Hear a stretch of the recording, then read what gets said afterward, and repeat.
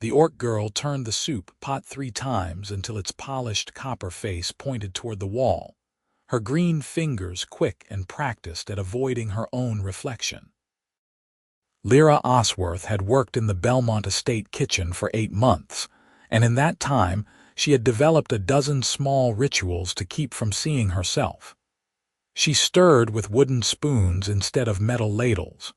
She washed dishes facing the window.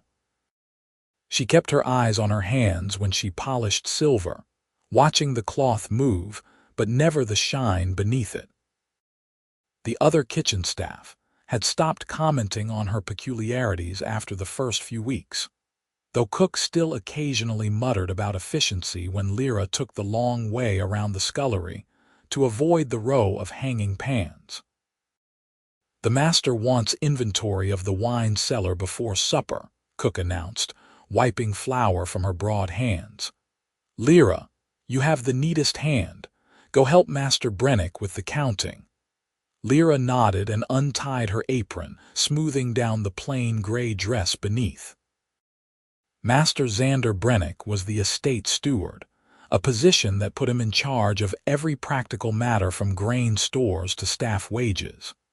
She had spoken to him perhaps a dozen times, always briefly, always about work. He was a quiet man in his late 20s, dark-haired and lean, with eyes that seemed to notice everything but rarely pass judgment. The wine cellar occupied the coolest corner of the manor's foundation, accessible through a heavy oak door near the pantry. Lira found it already open, lamplight spilling up the stone steps. She descended carefully, mindful of her footing on the worn treads.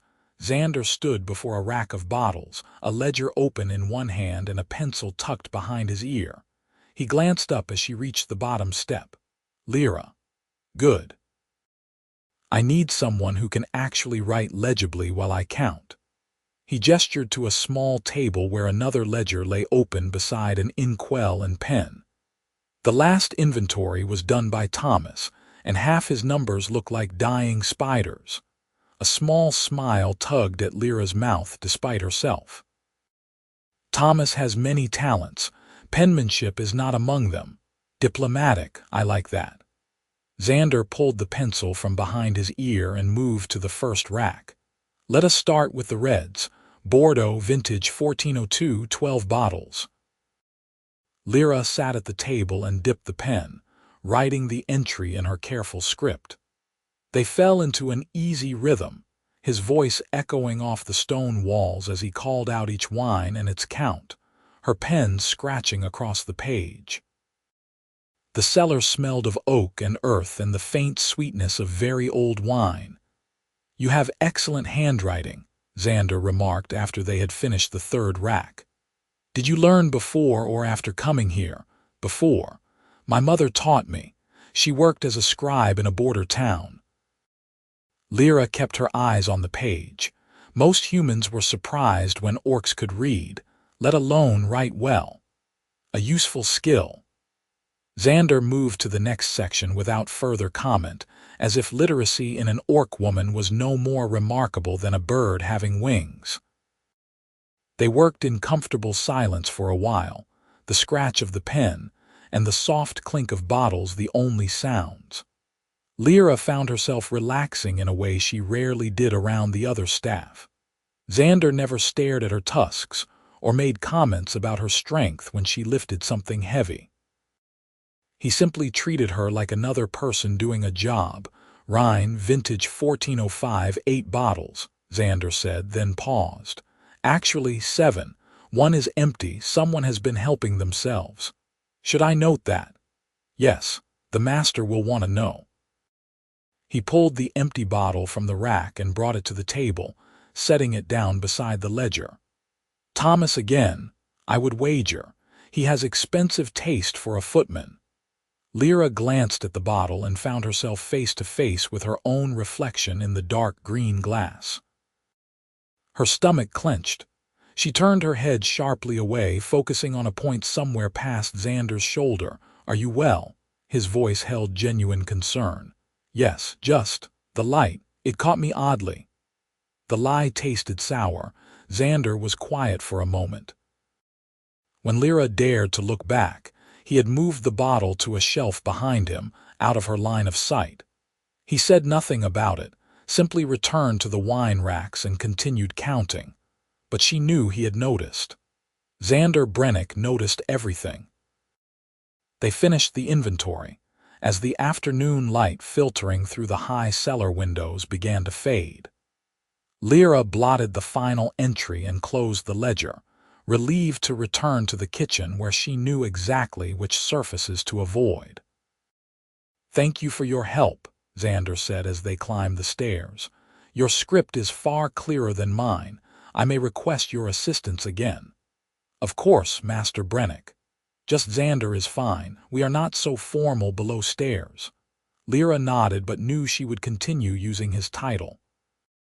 It was safer that way, maintaining the proper distance between an orc kitchen worker and a human steward. Over the following weeks, Xander did indeed request her assistance several more times. An inventory of the library, account of the linen stores, a review of the household accounts when the numbers were not balancing and he needed a fresh pair of eyes. Each time, Lira noticed small things.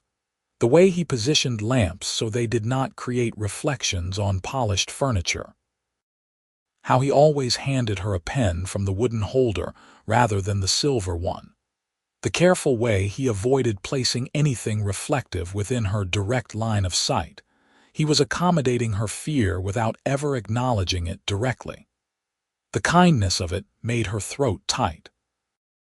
One morning in late autumn, Lira arrived in the kitchen to find a new assignment posted on the duty board. She was to help Xander conduct a full inventory of the attic storage rooms, a task that would take several days given the accumulated contents of 3 generations of the Bellmont family. "Lucky you," Cook said with a chuckle. "Nothing but dust and old furniture for a week. At least Master Brennick is pleasant company." Lira gathered her supplies and made her way to the 3rd floor. The attic stairs were narrow and steep, opening into a long space beneath the eaves where decades of discarded belongings lay draped in cloth covers like sleeping ghosts.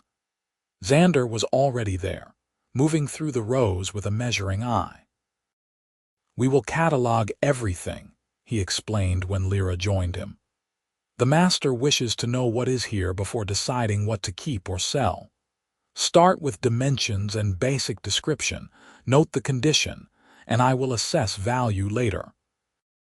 They began at the far end where old furniture stood in silent rows. Wardrobes, chairs, tables, all too outdated or damaged for current use, but too fine to simply discard. Lira described each piece while Xander measured and examined joints and veneer. "Dining chair, oak, carved back, one leg repaired," Lira said, circling a sheet-draped shape. Xander pulled away the cloth, revealing a chair with an elaborately carved splat depicting a hunting scene. He ran his hand over the repair work, testing its strength. "Solid work, worth keeping. Note it as fair condition." They worked through the morning, falling into the same comfortable rhythm they had developed in the wine cellar. Xander proved to have a wealth of knowledge about furniture and decorative arts, pointing out details of construction and style that told the history of each piece. "This is from the master's grandmother's time," he said, indicating a delicate writing desk. "See the inlay work. That is from the southern provinces, very fashionable about 50 years ago. She had exquisite taste." "You know a great deal about these things," Lira observed. "My father was a cabinet maker. I grew up in his workshop, learning to read wood grain before I learned to read books." Xander smiled at the memory. "He wanted me to take over the business, but I preferred numbers and organization to sawdust and chisels." "Does he mind that you chose differently?" He understood. "Everyone has their own skills, their own path." He said the world needed good stewards as much as good craftsmen. Xander moved to the next piece, a tall wardrobe with mirrored doors. Lira saw the mirrors and immediately turned away, busying herself with the previous entry in the ledger. Xander stopped. For a long moment, the only sound was the wind against the roof tiles. Then he draped the cloth back over the wardrobe, covering the mirrors completely. "We can note this one as assessed and move on," he said quietly. Lira kept her eyes on the page, her hand trembling slightly around the pen. "You do not have to do that." "Do what?" "Change things for me, hide mirrors, arrange the light. I know you have been doing it." Xander was silent. When Lira finally looked up, he was watching her with that observant, non-judgmental gaze. "May I ask why?" he said. "Why what?" "Why you avoid mirrors, your reflection." He held up a hand before she could retreat. "You need not answer, but I find that you are careful and capable in your work, thoughtful in your speech, and kind to the other staff even when they are not kind to you. Whatever you fear seeing in a mirror, I doubt it is the truth." Lira felt something crack open inside her chest, a painful loosening of old bindings. "When I was young, my clan lived near a human settlement. There was tension, sometimes violence. My mother told me never to let the humans see my face clearly. She said it would frighten them, make them angry, that I should keep my head down, hide my features, make myself small." The words came faster now, spilling out. "She meant it as protection, I think, but I learned the lesson too well. I grew up believing my face was something terrible, something to avoid, and now I cannot look at myself without hearing her voice telling me to turn away." Xander listened without interrupting.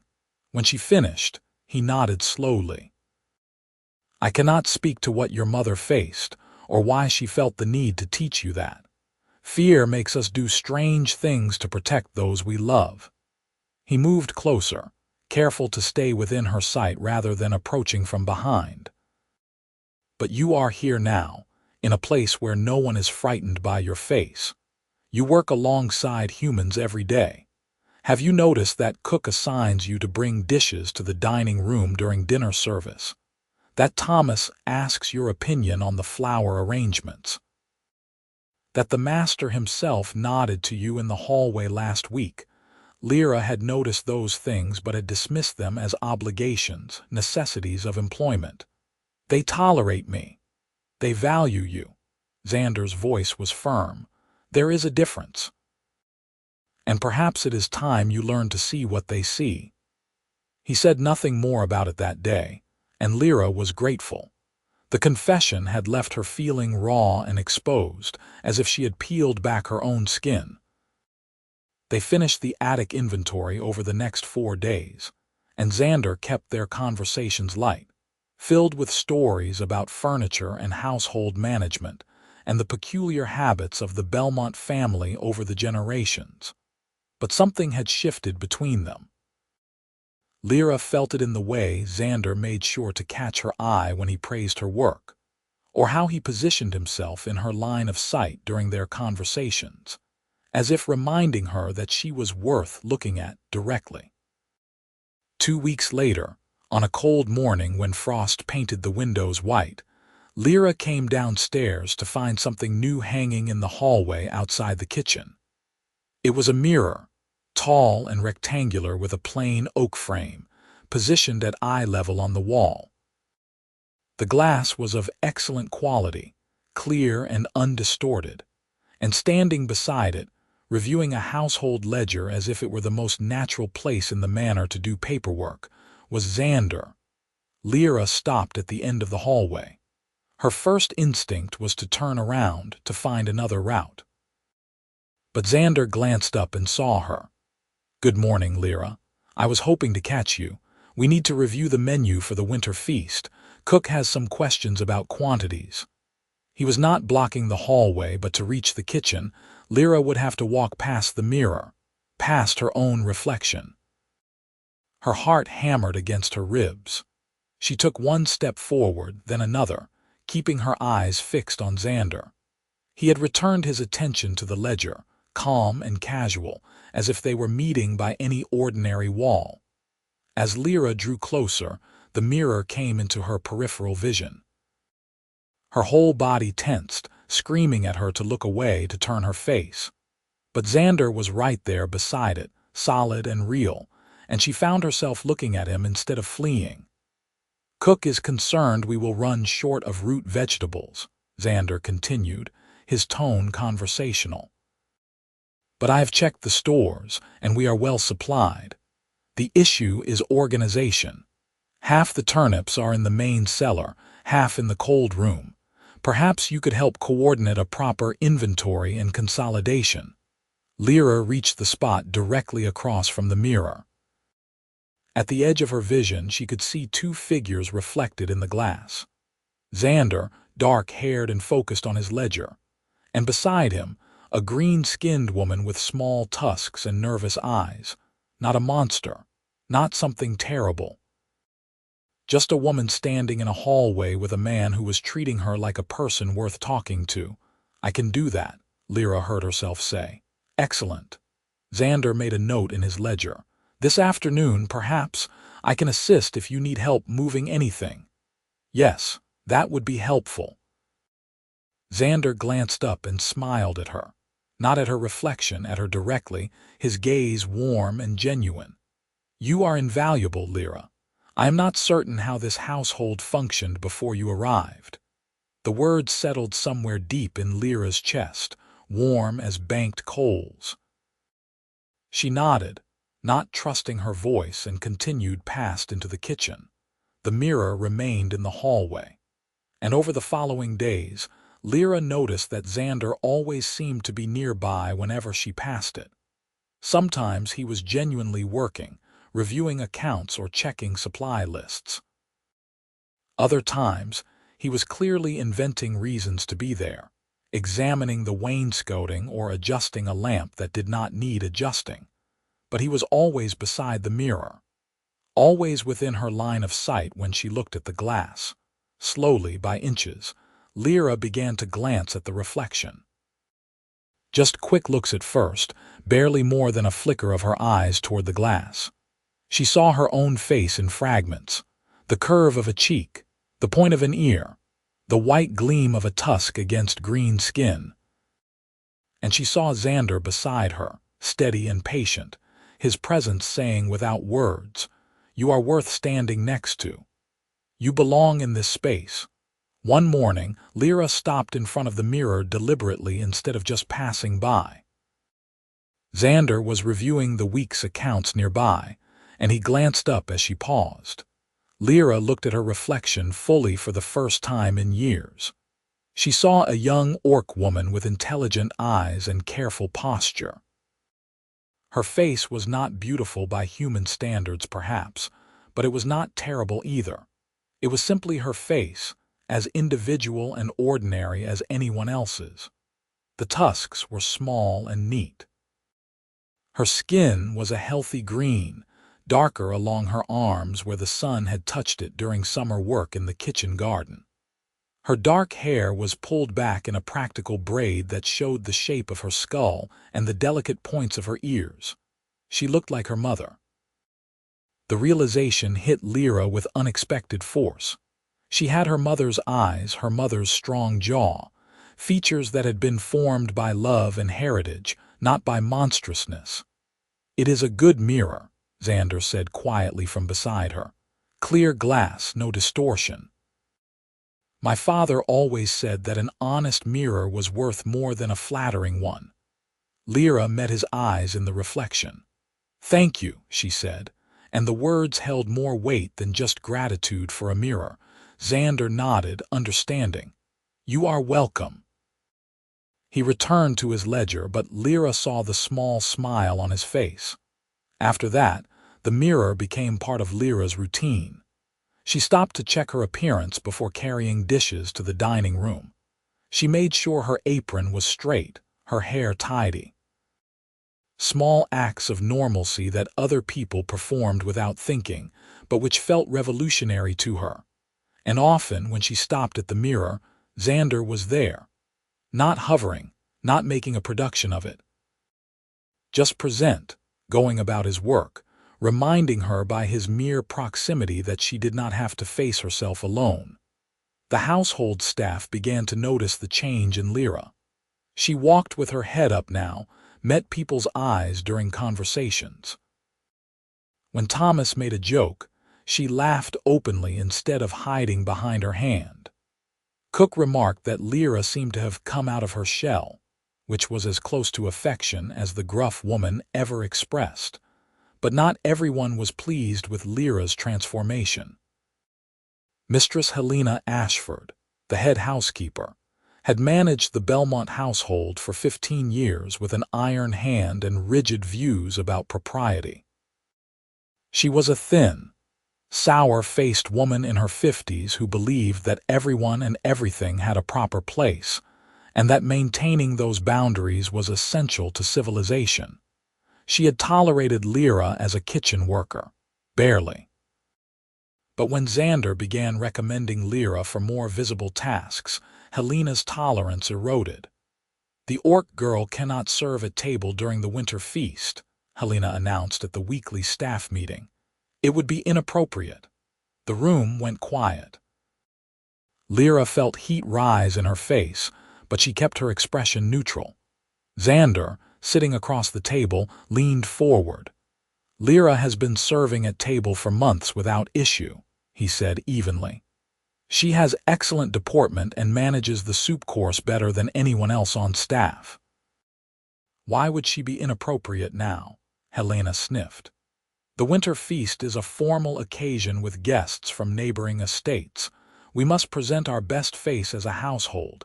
Having an orc in a forward-facing role would be unseemly." "Unseemly," Xander repeated, his voice flat. "Could you elaborate on that?" "I should not need to elaborate. It is simply not done. Orcs belong in the kitchen, the stables, the laundry, not in positions where they are seen by quality folk." The other staff members looked anywhere but at Lira or Helena. Cook studied her hands. Thomas examined the ceiling. No one wanted to be drawn into this particular fight, but Xander did not look away. "I disagree. Lira is more competent than half the footmen and twice as reliable as the parlor maids. Her presence at the feast would be appropriate and beneficial. If you have concerns about her specific duties, we can discuss those, but excluding her entirely based on her race is not a practice I will support." Helena's face hardened. "You overstep, Master Brennick. Household assignments are my responsibility. Household efficiency is mine. And I am telling you that excluding our best workers serves no purpose except prejudice." The air crackled with tension. Helena stood abruptly, her chair scraping against the floor. "This conversation is not over." She swept from the room, her skirts snapping behind her. The moment she was gone, everyone began talking at once. Thomas let out a low whistle. Cook shook her head. One of the parlor maids leaned over to whisper something to her companion. Xander caught Lira's eye across the table. "Are you well?" Lira nodded, though her hands were clenched tight in her lap. "You did not have to do that." "Yes, I did." Xander's voice was quiet but firm. "Helena is excellent at managing linen and maintaining schedules, but she does not get to dictate who is worthy of being seen. That is not her decision to make. She will retaliate. Let her try." Xander stood and gathered his papers. "You have done nothing wrong, Lira. You have earned your place here through hard work and skill. Do not let anyone convince you otherwise." He left before Lira could respond, but his words stayed with her through the rest of the day. Helena did indeed retaliate, though subtly at first. She reassigned Lira to the most unpleasant tasks, scrubbing the scullery, emptying chamber pots, mucking out the cold cellar where the rats nested. She gave Lira impossible schedules, demanding that work be completed in half the usual time, then reprimanding her when it was not done to perfection. Lira endured it quietly. She had weathered worse treatment in her life. But she saw how it troubled Xander. who made a point of helping her whenever possible, turning a task meant for one person into work for two so it could be completed properly. "You should not be doing this," Lira said one afternoon when she found Xander helping her scrub the flagstones in the back hallway. "This is below your position. My position is to ensure this household runs smoothly. Right now, that means ensuring our best workers are not being sabotaged by petty vindictiveness." He wrung out his scrub brush with more force than necessary. "Helena is testing boundaries. She wants to make you quit." "I know." Lira sat back on her heels, her green hands raw from the harsh soap. "But I will not. I have as much right to be here as anyone." Xander smiled at that. "Good. I would hate to lose you." The words hung in the air between them, carrying a weight that had nothing to do with household management. Lira felt her breath catch, but before she could respond, footsteps echoed down the hall. "Master Brennick, the master wishes to see you in his study," Thomas called. "Something about the accounts." Xander sighed and stood, brushing off his knees. "Of course. I will return as soon as I can." But by the time he returned, Lira had finished the hallway on her own and moved on to her next impossible task. The situation came to a head 3 days before the winter feast. Lira was in the still room preparing herbs for the feast's garnishes when Helena swept in with 2 of the parlor maids trailing behind her. "This will not do," Helena announced, surveying the workspace with a critical eye. "The herbs are not properly sorted, the storage jars are disorganized, and the room itself is poorly maintained. This reflects badly on the entire household." Lira looked up from the parsley she was trimming. The still room was immaculate, the herbs fresh and perfectly organized by type and use. She had spent the previous afternoon cleaning and arranging everything precisely. "I am sorry, Mistress Ashford, but I do not understand. Everything is in order. Do not argue with me, girl." Helena's voice was cold. "Your work is substandard and I will not tolerate it. You are dismissed from feast preparations.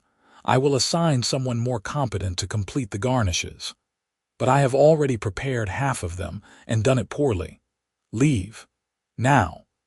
The parlor maids exchanged glances, clearly uncomfortable but unwilling to contradict the head housekeeper. Lira felt anger rising in her chest, hot and unfamiliar. She had endured insults before, had accepted blame for things that were not her fault. But this was too much. This was deliberate sabotage. "No," Lira said. Helena's eyes widened. "What did you say?" "I said no. I have done my work properly, and I will not accept blame for imagined failures.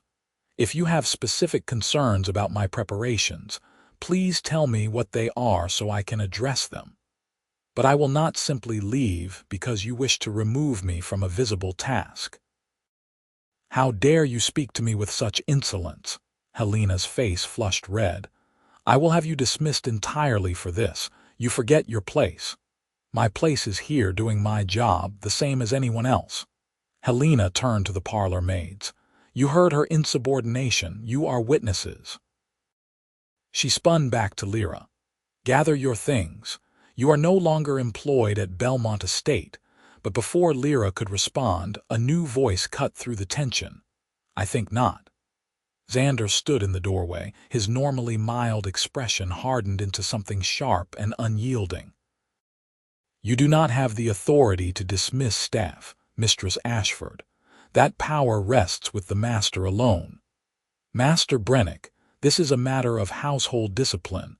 This is a matter of one employee harassing another based on personal prejudice." Xander entered the room fully, positioning himself beside Lira. "I have been documenting every unreasonable task, every impossible deadline, every fabricated complaint you have leveled at Lira over the past 2 weeks. Did you truly think I would not notice?" Helena's mouth opened and closed. "I was maintaining standards. You were manufacturing reasons to exclude someone you consider beneath you." Xander's voice was calm but relentless. "The still room is impeccable. Lira's work is exemplary, and you just attempted to dismiss an employee without cause and without authority. That is grounds for review of your own position. You cannot threaten me. I have served this household for 15 years, and I am recommending that Lira be promoted to assistant house manager with responsibility for coordinating between the kitchen and service staff. A role she is eminently qualified for and which will address several efficiency issues we have been experiencing." The room fell into shocked silence. Even Lira stared at Xander, unable to believe what she was hearing. Helena found her voice first. "This is absurd. An orc as house manager. The master will never approve it. Then let us ask him." Xander gestured toward the door.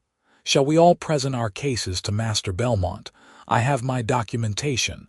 You have your opinions. We will see which he values more."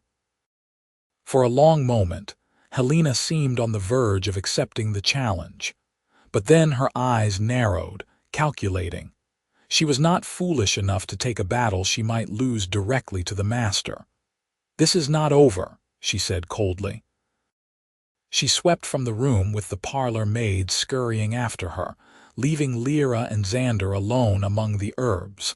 Lira released a breath she had not known she was holding. "Did you mean that? About the promotion? Every word?" Xander's expression softened. "I have been planning to propose it for weeks. You coordinate better than anyone on staff. You understand both the kitchen's needs and the requirements of service, and people actually listen when you give instructions. You would be perfect for the role. But Helena is right about one thing. The master may not approve. Then I will make the case. You deserve this, Lira. You have earned it through your work." He paused, then added more quietly, "And you should have a position that reflects your true value."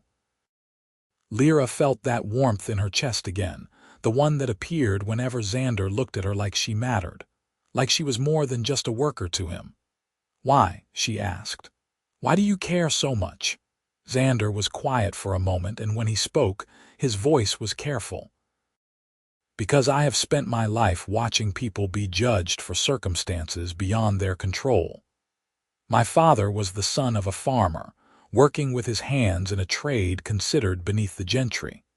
He was brilliant and skilled, but some people only ever saw a common laborer. It made him angry for a long time." He met Lira's eyes. "But it also taught him to value people for what they actually were, not what others assumed them to be. He passed that lesson to me, and when I see someone being dismissed or diminished for no reason except prejudice, it offends me deeply. So this is about principle. It started that way, perhaps." Xander's gaze held hers, "but it is not only principle anymore." The air between them felt charged, heavy with words not yet spoken.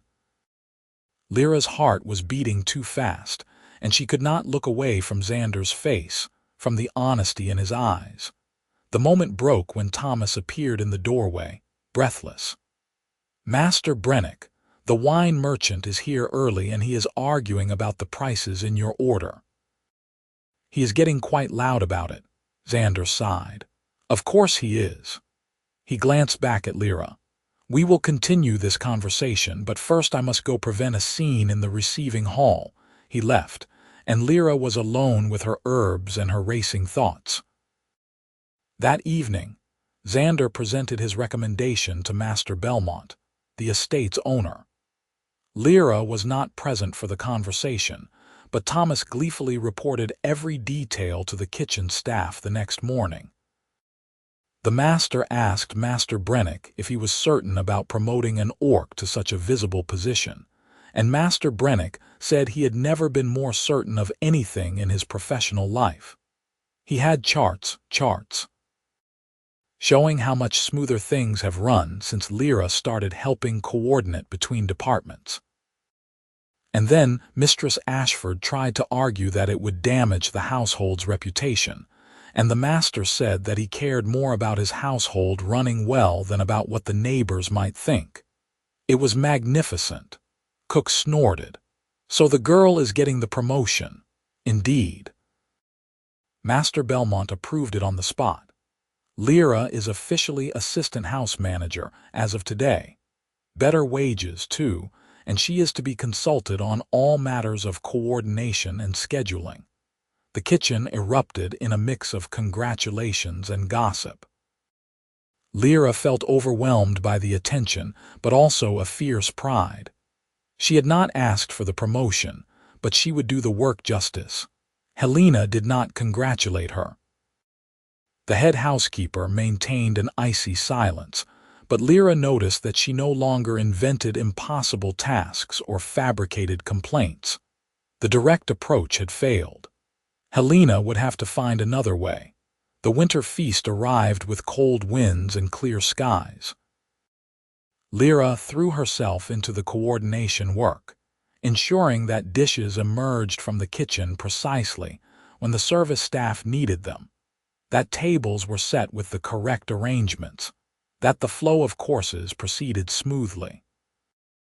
It was complex work, requiring her to think 3 steps ahead at all times, but she found she had a talent for it. Xander worked beside her throughout the preparation, managing the wine service and timing. They moved around each other with practiced ease, anticipating needs and solving problems before they became crises. "Third course in 5 minutes, Lira called to the kitchen. "Are the roasts ready?" "Just resting," Cook responded. "They will be perfect." Xander appeared at Lira's elbow. "The master is pleased with the pace. He says it is the smoothest feast service in years." "That is because you ordered the correct wines for once," Lira teased. "Last year, Thomas said the red was too heavy for the fish course and made 3 guests complain. Last year, I did not have an assistant house manager to keep me honest."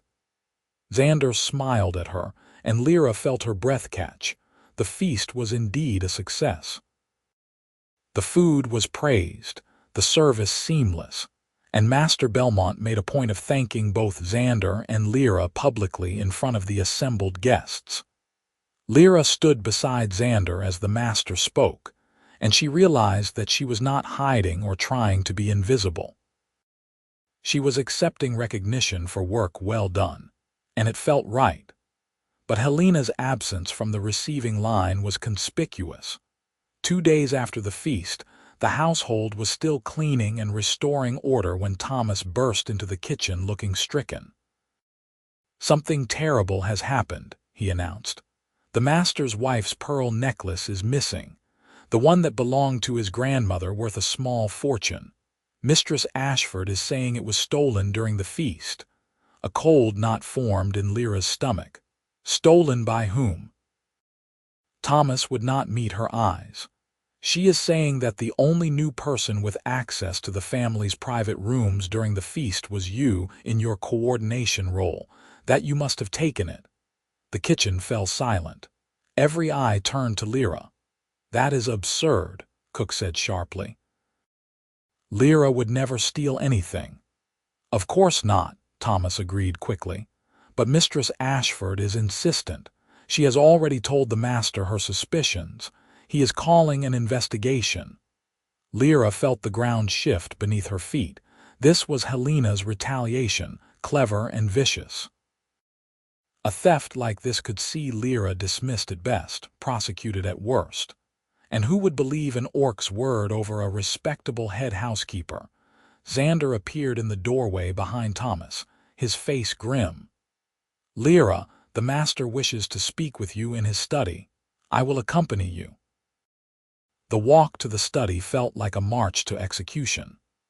Lira's mind raced, trying to remember everywhere she had been during the feast, everyone she had spoken to. She had entered the family's private chambers once briefly, to ensure that the sitting room fire was lit for the ladies who wished to retire early. But she had not gone near the mistress's bedroom, where the jewelry was kept. Master Bellmont sat behind his desk looking troubled. Helena stood to one side, her expression appropriately grave but her eyes gleaming with satisfaction. The mistress was there as well, a kind-faced woman who looked genuinely distressed. "Lira," Master Bellmont said heavily, "I am told you had access to my wife's chambers during the feast." "Briefly, sir. I lit the fire in the sitting room as requested. I was there perhaps 2 minutes, and I did not enter the bedroom. Yet the necklace is missing, and you are the only person outside the family and Mistress Ashford who had any opportunity to take it." He did not sound accusatory, merely weary. "I do not wish to believe you guilty of theft, but the circumstances are damning." "Sir, if I may," Xander interjected. "When exactly was the necklace discovered missing?" Helena answered before the mistress could. "This morning. The mistress went to wear it and found it gone from her jewelry case." "And when was it last seen?" "The night before the feast," the mistress said quietly. "I considered wearing it but decided on sapphires instead. I remember placing it back in the case." Xander turned to Helena. "Were you in the mistress's chambers between that night and this morning?" Helena stiffened. "Of course. It is my duty to ensure the family's rooms are properly maintained. I was there yesterday morning supervising the cleaning." "Who else was present during that supervision?" "2 parlor maids. But they were never alone in the room, and neither of them went near the jewelry case." "Are you certain? You watched them every moment?" Xander's voice was mild, but his eyes were sharp. I may have stepped out briefly to check on the linen closet, but only for a moment." "Long enough for someone to open a jewelry case?" Helena's face flushed. "What are you implying?" "I am implying nothing. I am simply establishing who had opportunity." Xander turned to Master Bellmont. "Sir, I respectfully suggest that before making accusations we conduct a thorough search.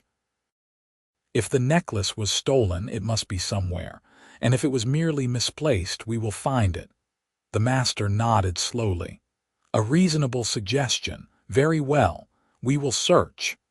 What followed was an exhaustive examination of the household. Every trunk was opened, every drawer searched, every corner examined. The staff had their personal belongings inspected with varying degrees of grace. Lira submitted to the search of her small room without protest, knowing they would find nothing, and they did not. Hours passed with no sign of the pearls. It was Xander who finally found them, quite by accident, when he was searching the still room at Lira's request. "You think I hid them among the herbs?" Lira asked, more curious than offended. "No. But the still room connects to several other storage areas through that old doorway. If someone wanted to hide something temporarily, it would be a logical place." He was examining the shelves when he paused, frowning. "Lira, does this jar usually sit crooked?" He was indicating a large jar of dried lavender on a high shelf. Lira looked up at it. "No, it should sit flat. The bottom is level." Xander climbed onto a stool and lifted the jar carefully. Something rattled inside besides the dried flowers. He opened the lid and reached in, pulling out a strand of luminous pearls wrapped in a handkerchief. "Well," he said softly, "here they are." Lira stared at the necklace. "I did not put them there, I swear it. I know." Xander was examining the handkerchief. "But someone did. Someone who had access to the still room and who knew the household well enough to know that you have been working here frequently." He turned the handkerchief over, and Lira saw the monogram embroidered in the corner. H.A. Helena Ashford. "She framed me," Lira whispered.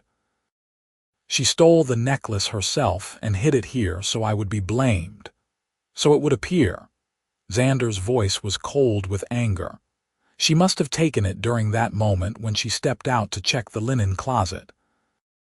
And then she hid it where you often work, expecting the search to eventually lead here and for you to be found with the evidence."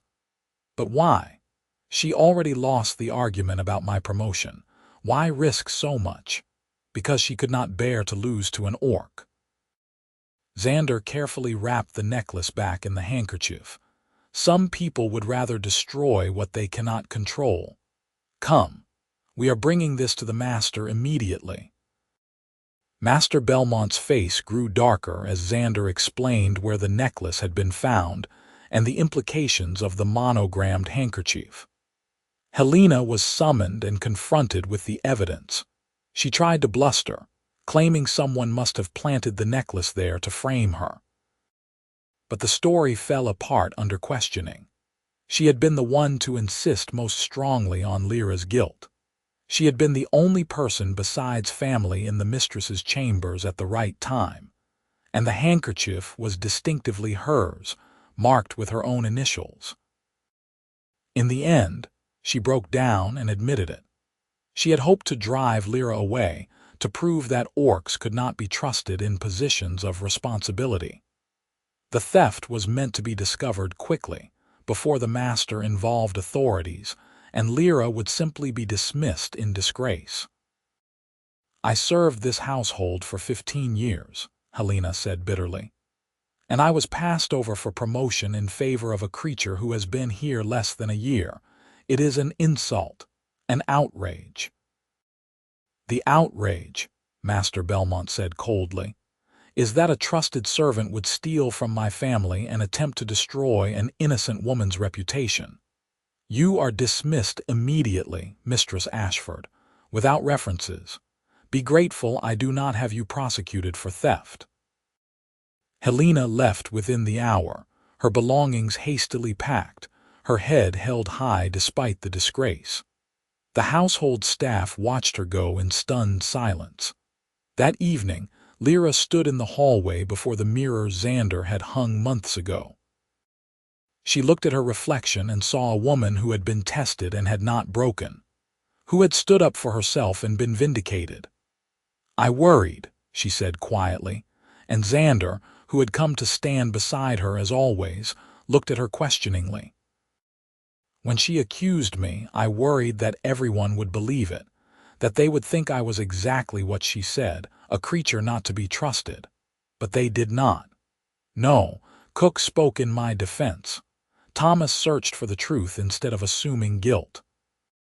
Even the master did not condemn me without investigation." She met Xander's eyes in the mirror.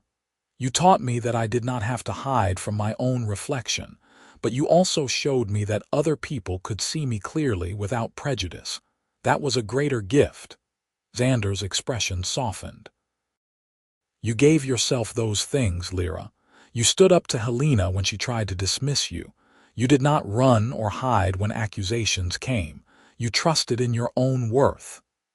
He paused, then added, "I only stood beside you, but I would very much like to continue doing that if you would allow it." Lira turned from the mirror to face him directly. "Continue standing beside me, in all things, not only as colleagues, though I value our work together, but as something more." His voice was careful, giving her space to refuse. "I have come to care for you, Lira, deeply. And I would like to know if you might feel the same." Lyra's heart was racing.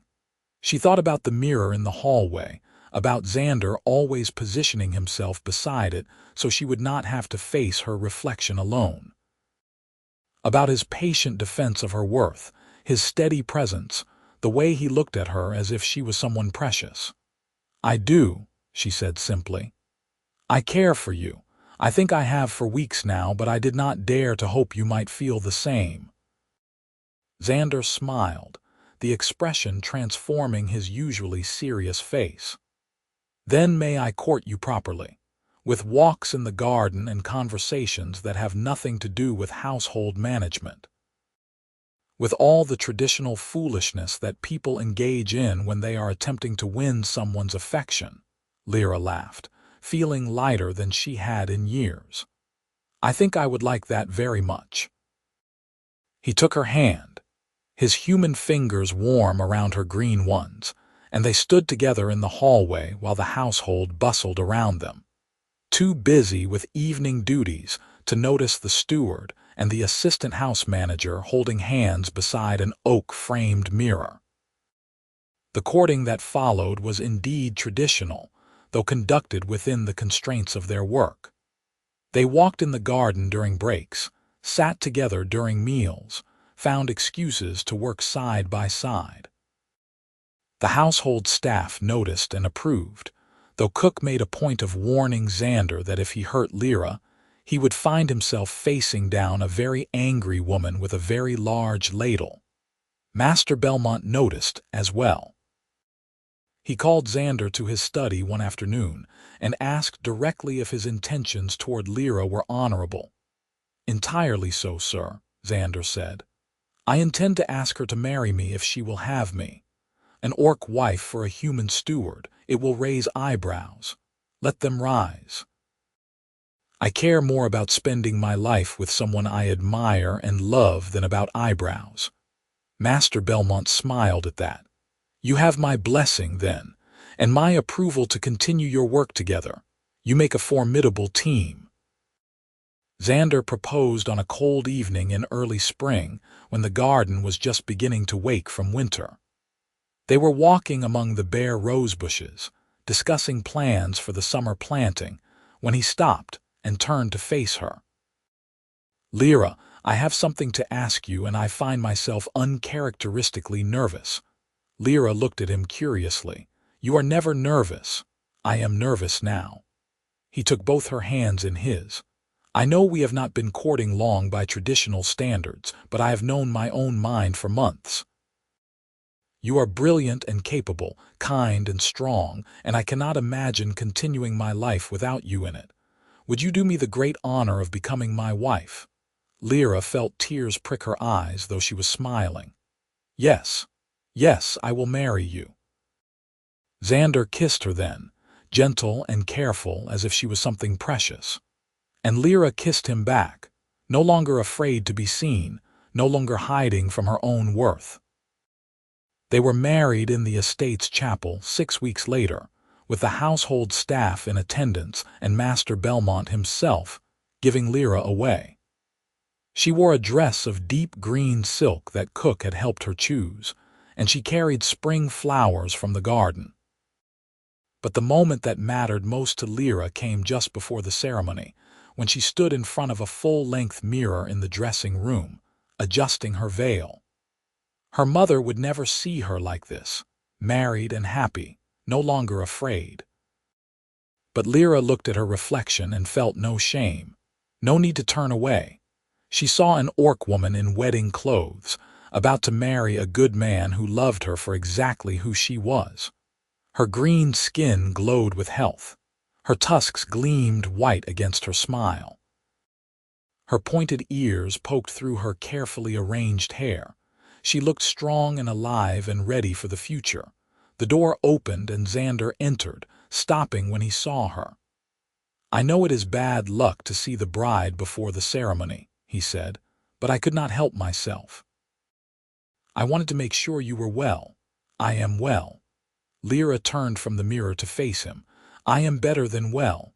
I am happy." Xander crossed the room to stand beside her, just as he had stood beside the hallway mirror all those months ago. But this time, Lira did not need him there to help her look at herself. She could see her own worth without assistance. Still, it was better with him beside her. It would always be better with him beside her.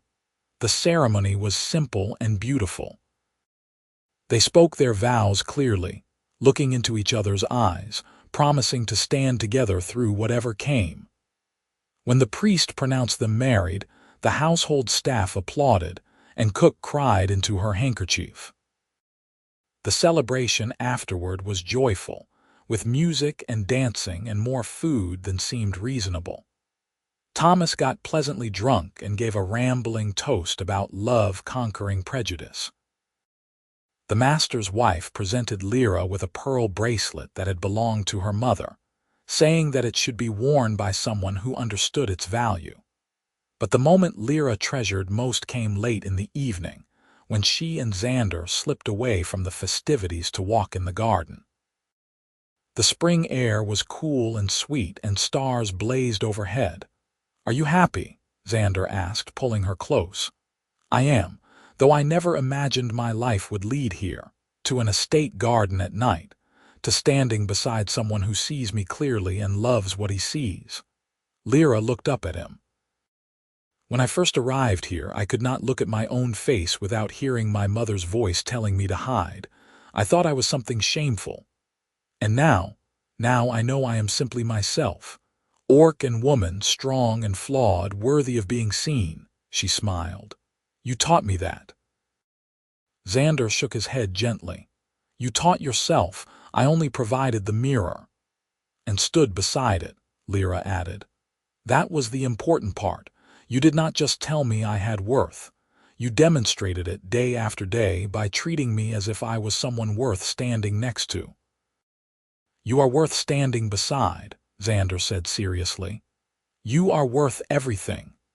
They stood together in the garden, husband and wife, steward and house manager, human and orc.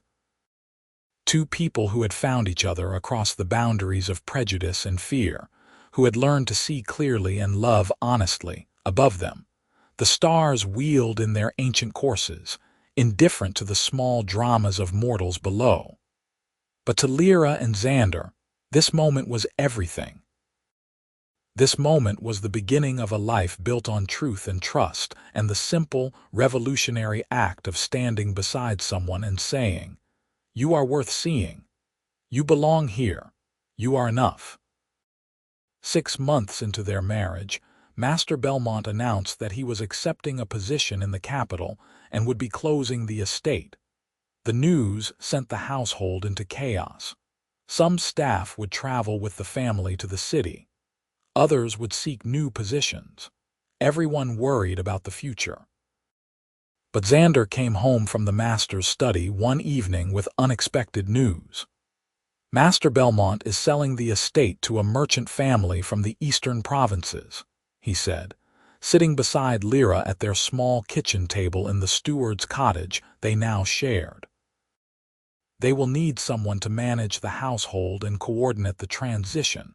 He has recommended us for the position, both of us together as joint estate managers. Lira stared at him. Both of us. But estate managers are usually gentry, not former servants. Times are changing. The new owners care more about competence than bloodlines. They were impressed by our work during the feast and the efficiency reports Master Bellmont showed them. Xander took her hands. It would be a significant position, Lira, managing the entire estate, not just the household. We would have real authority, good wages, a larger cottage, but it would also mean staying here when most of the current staff leaves, starting fresh with a new family. You want to do it, only if you do. We are partners in this. The decision is ours to make together. Lira thought about it. She had built a life here, had learned to stand tall and claim her worth. The work would be challenging, but she and Xander worked well together. And the chance to manage an entire estate, to prove that an orc woman could hold such a position, was compelling. Let us do it, she said. Let us show them what we can accomplish. The transition was intense. Master Bellmont departed with his family and most of the original staff. The new family, the Wakefields, arrived with their own servants and specific ideas about how they wanted the estate run. But they had been true to their word about valuing competence. They listened to Lira and Xander's suggestions, implemented their organizational systems, and treated them with genuine respect. Lira found that she had a talent for estate management. She understood the rhythms of agricultural work, could negotiate fairly with tenant farmers, and had a gift for resolving disputes. Xander handled the financial aspects and maintained relationships with suppliers and merchants. Together, they turned the estate into one of the most efficiently run properties in the region. And through it all, the mirror remained in the hallway, a reminder of where they had started. Lira passed it every day and sometimes stopped to look at her reflection, still marveling at the change. She no longer saw something to fear or hide. She saw a capable woman who had claimed her place in the world through hard work and courage. One morning, Nearly 2 years after their wedding, Lira stopped at the mirror and noticed something different in her reflection. A slight roundness to her belly that had not been there before, a glow in her cheeks. Xander found her there, one hand pressed to her stomach, a wondering expression on her face. "Are you well?" he asked, concern immediate in his voice. "I am very well." Lira turned to him, taking his hand and placing it over hers on her stomach. "I think we are going to have a child." Xander's eyes widened, then filled with joy. He pulled her close, burying his face in her hair.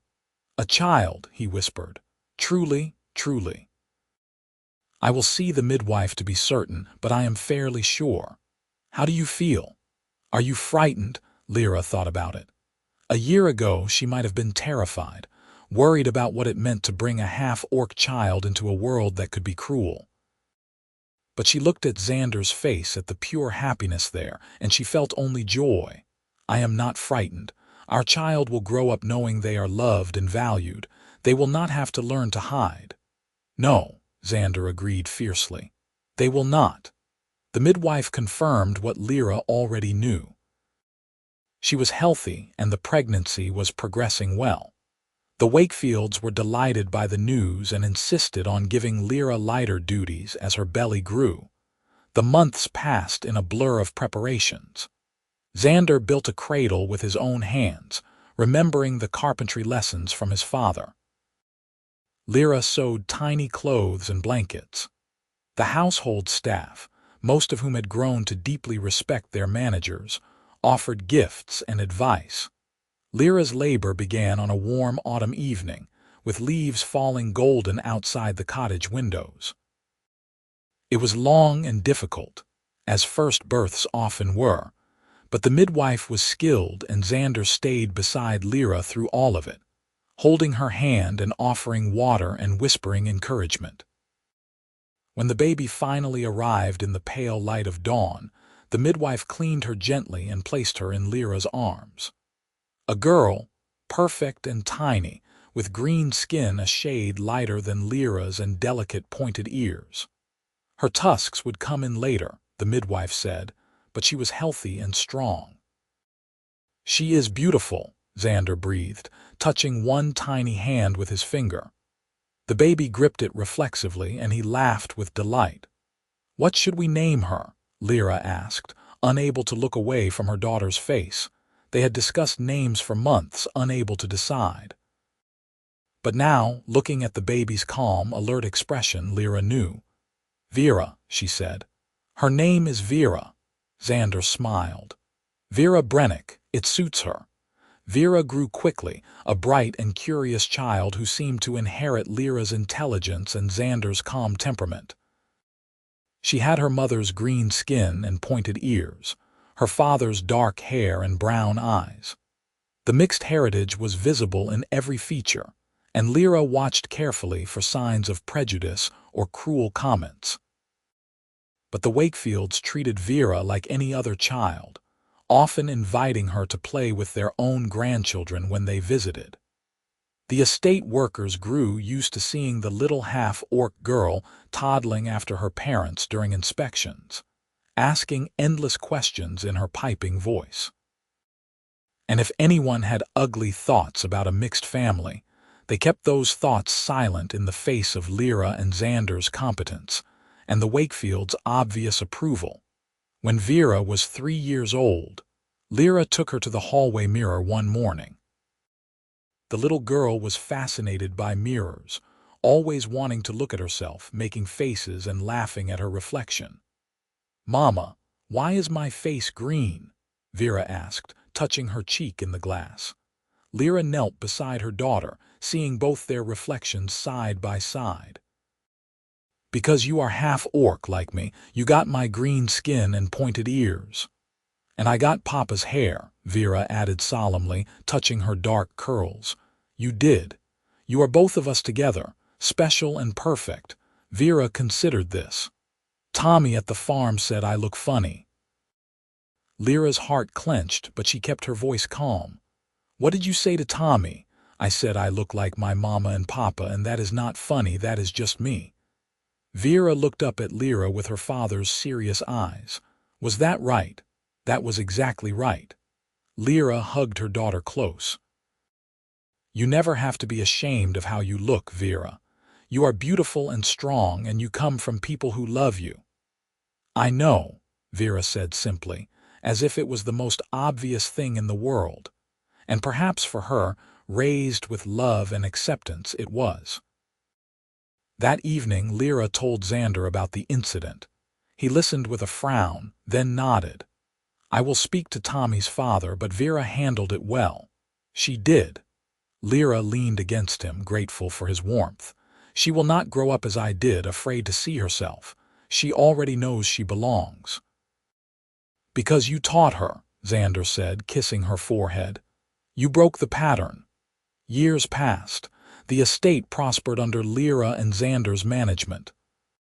Vera grew into a capable young woman who helped with estate work and showed a talent for numbers like her father and negotiation like her mother. The Wakefields eventually turned over complete control of the estate to Lira and Xander, trusting them to make all major decisions. And through all those years, the mirror remained in the hallway, a silent witness to the life they had built. Lira passed it countless times, sometimes stopping to check her appearance, sometimes simply pausing to remember the woman she had been when Xander first hung it there.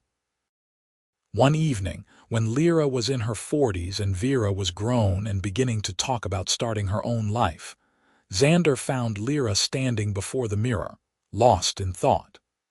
"What are you thinking about?" he asked, coming to stand beside her as he always had.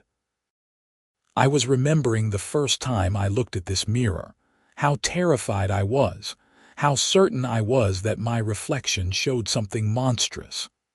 And now," Lira looked at herself honestly. She saw a middle-aged orc woman with lines beginning to form around her eyes, a few gray hairs threading through the dark. She saw capable hands and strong shoulders, the signs of a life spent working hard and well. She saw someone who had built something worthwhile, who had raised a daughter with love and courage, who had loved and been loved in return. "Now I see someone who learned to stand beside their own reflection," she said quietly, "and who had helped doing it." Xander wrapped his arms around her from behind, both of them reflected in the glass together.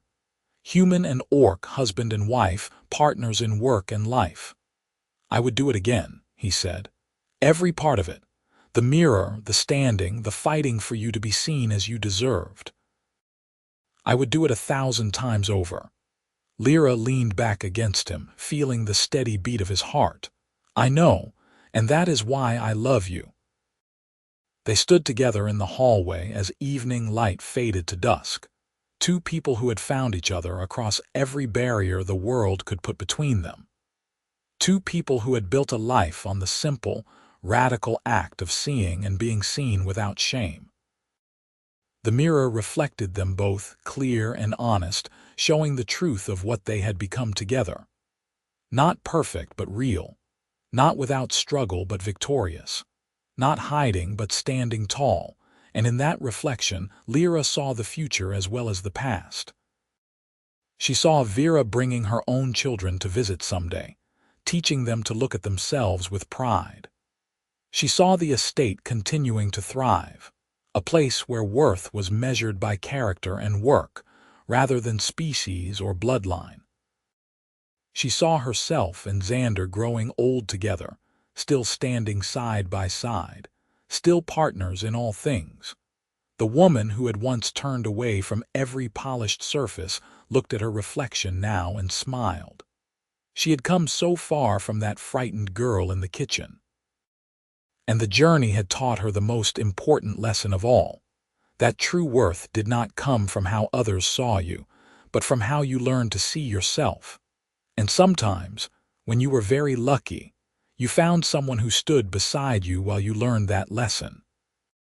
Someone who hung a mirror and waited patiently while you found the courage to look.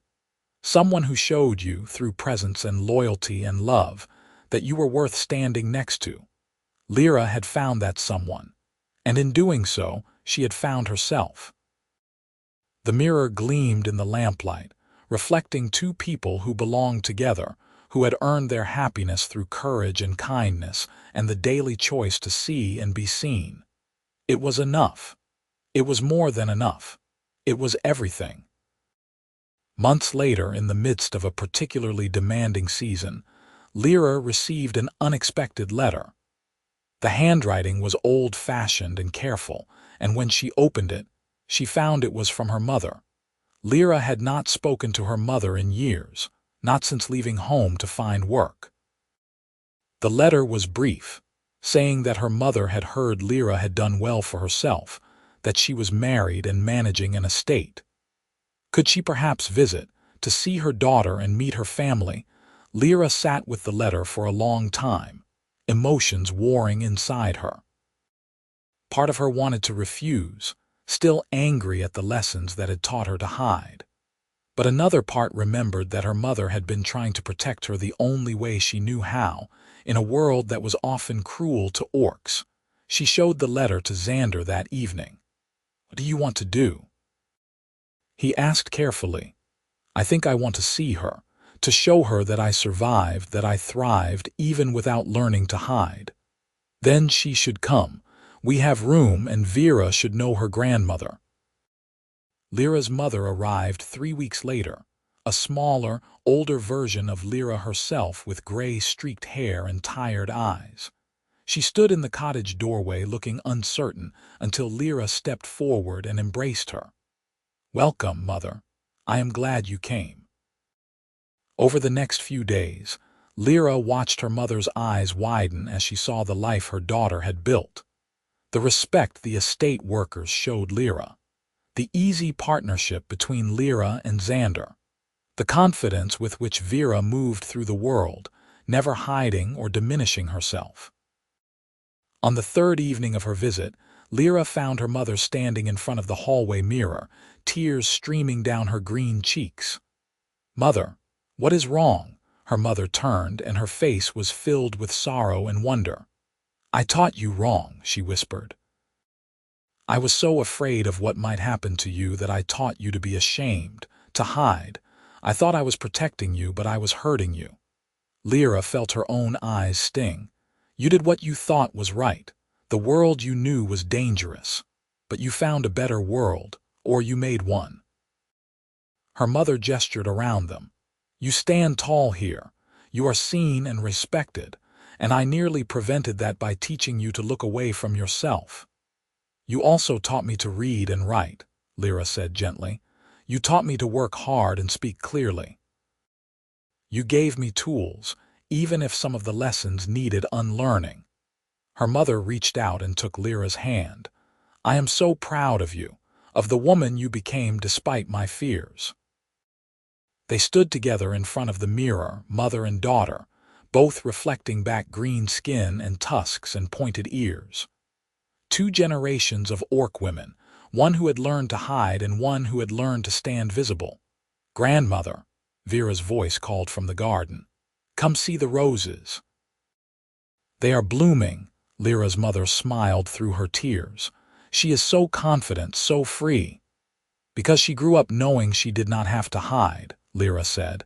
"Because I broke the pattern you started, not to hurt you, but to give her something better. You did. You gave her the world." Her mother squeezed Lira's hand. "Thank you for letting me see it." After her mother's visit, Lira felt a weight lift that she had not fully realized she was carrying. The last piece of old pain had been acknowledged and released. She was not angry at her mother anymore, only grateful that they had both survived to see this moment of understanding. Life continued its steady rhythm.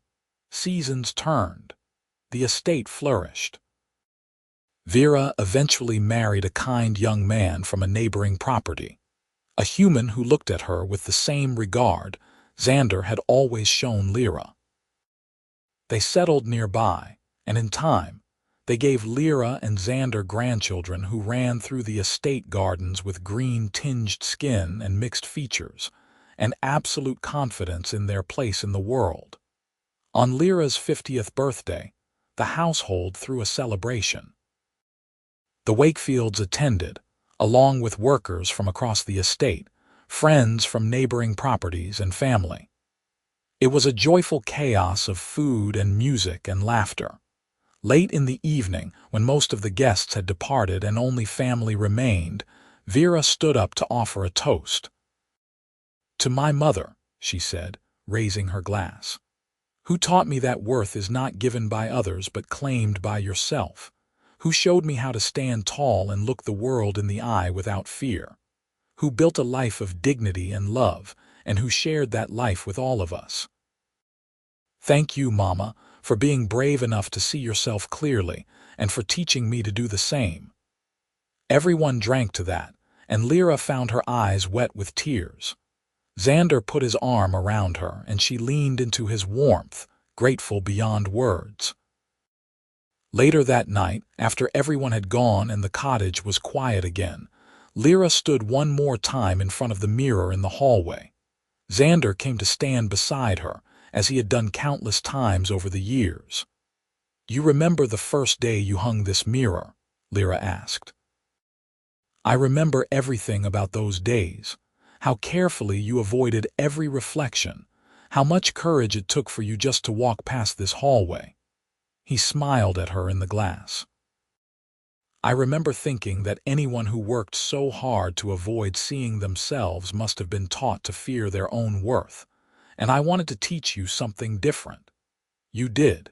You taught me that I was worth standing beside. That was the beginning of everything." "You taught yourself," Xander said, as he always did. "I just provided the mirror." "And stood beside it," Lira finished, completing the familiar exchange. They looked at their reflections together, seeing not the young steward and kitchen worker they had been, but the partnership they had become. Faces lined with age and work and laughter. Bodies showing the marks of a life well lived. Eyes that still held love and trust and understanding. "Would you change anything?" Xander asked. "If you could go back and choose differently?" Lira thought about it seriously, considering the years of struggle and fear and hard-won peace. She thought about the moments of doubt and the battles fought and the walls broken down. She thought about everything she had learned about worth and love and courage. "No," she said finally. "I would not change a single thing.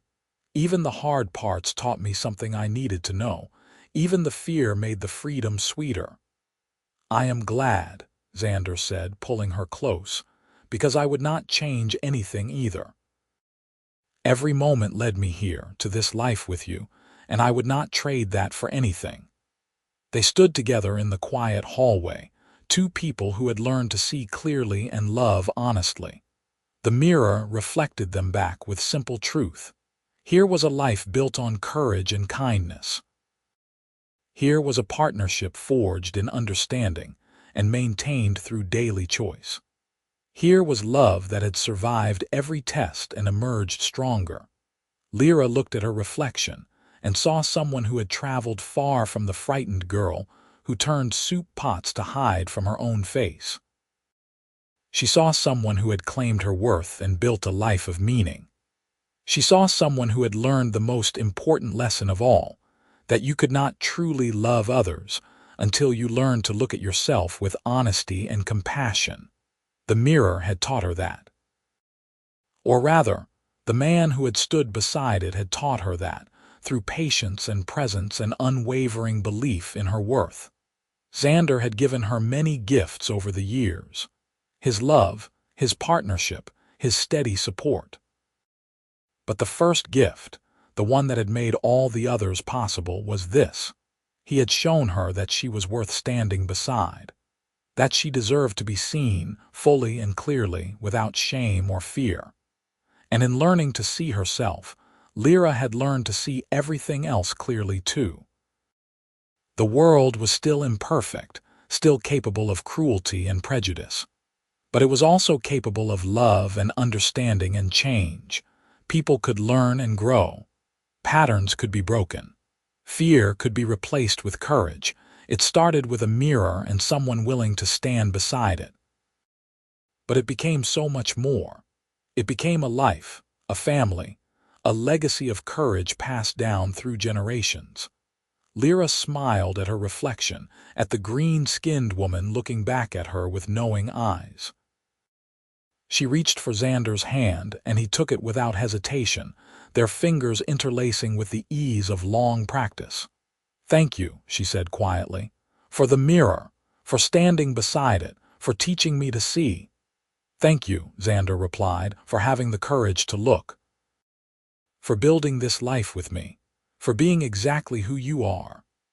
They stood together in the lamplight, their reflections clear and honest in the glass, showing the truth of what they had become. Not perfect, but real. Not without scars, but whole. Not hiding, but standing tall and visible and proud. The mirror had been meant to help Lira see herself. But in the end, it had reflected something even more important. The truth that worth is not found in others' eyes, but in how you learn to stand beside your own reflection. In how you claim your space in the world. In how you refuse to turn away from your own truth. Lira had learned those lessons, hard-won and precious. And she had lived them every day since, building a life that honored the courage it took to simply be seen. Outside, night deepened over the estate, and stars wheeled in their ancient patterns. Inside, two people stood before a mirror, seeing themselves clearly at last, their reflection speaking volumes about love and courage and the power of choosing to stand beside someone while they learn to see their own worth. It was enough. It had always been enough. And it would remain enough for all the days to come, for as long as they stood together, reflected honestly in the clear glass of truth and love.